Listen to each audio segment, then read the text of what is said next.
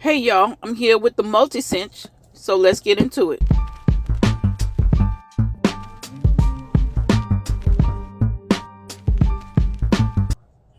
So I got the multi-cinch, and I just took it out the box to make it easier. This is a middle ground. There's a larger one, and then there's one that's smaller. This is kind of in the middle. And the reason I settled on the multi-cinch is because it has cartridges, as you can see on the side, where you can do different types of punches. So this is what it comes with, the machine. It comes with these two cartridges included in the box.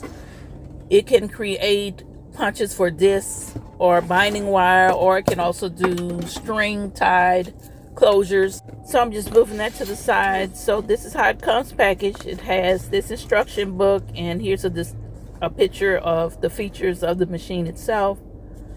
And it gives you basic instructions on how to use it. So I'm taking it out of the box here, and I say the blueprint, the size of it is about 6 by 9. It's not really big, might be a little less than that, but it's really cute. It's smaller than the regular size cinch as well. And as you can see, it has this closure, and this is just to keep the lever down.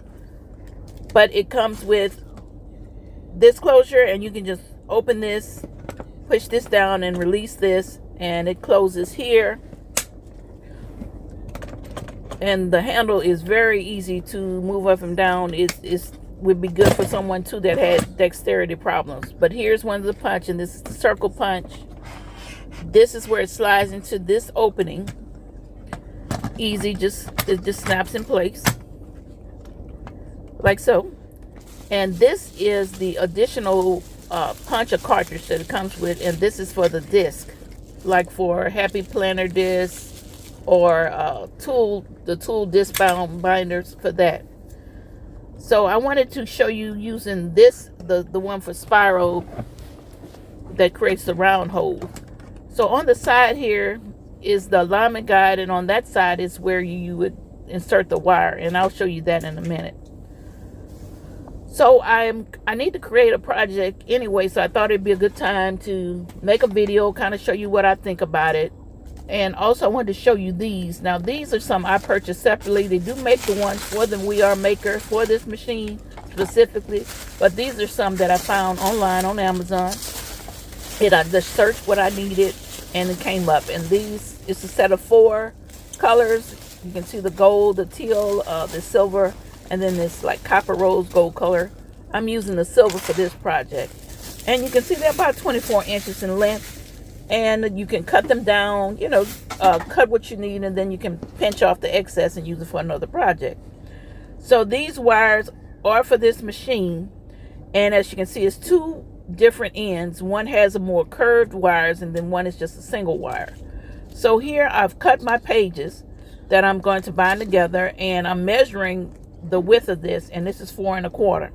Reason I'm measuring this, because this will determine how you will make your holes and where you will place the alignment guide. So this guide comes out, and here right on the cartridge itself, it shows you letters that correspond to different measurements. So this being 4, 1 1/4, it goes in the slot marked 8. So if I had 1 1/2, it would go in a different slot.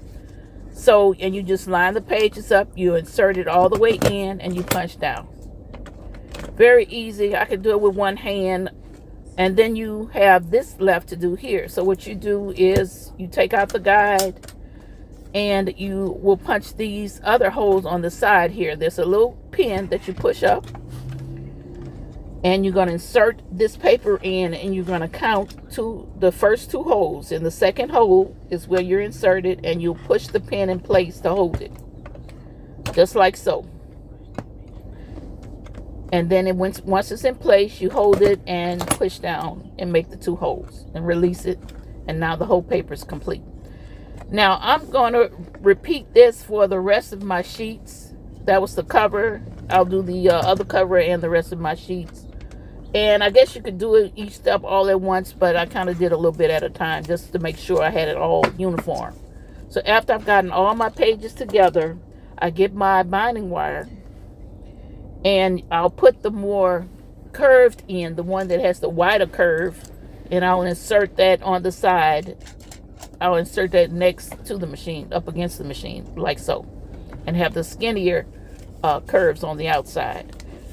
And they say in the instructions, it's a certain way you have to load the pages in order to make the binding secure, or that it'll be the best result. It says to insert all the pages first, all the middle. So that's what I'm doing here. I'm putting all my pages that I made in the binding there. Then after that, it says to insert the back cover first. So that's what I did there. And then once I did that, it says to insert the top cover. So that's what I did. I turned it over and put it in all this face down. So yeah, I'm just going to put the pieces in, and I had to pull it out because I had forgotten about my shaker cover.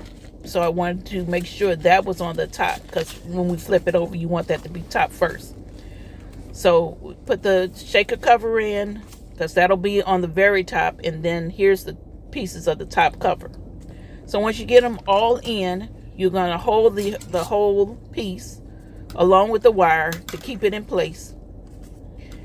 And then you'll turn the machine around to the front, and you will insert, there's an opening here, and this is where the binding goes, the wire, spiral wire will go. And you put it in with both of the open ends facing towards the inside of the machine, because you want that to be closed. That was what the pressure would press down and bend the wire and make your closure.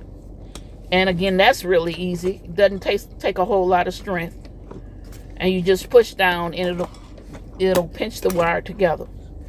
And I guess since the name Cinch, because it cinches them together. And then I just took a pair of my pliers, my beading pliers really, and I just with a wire cutting edge and cut that.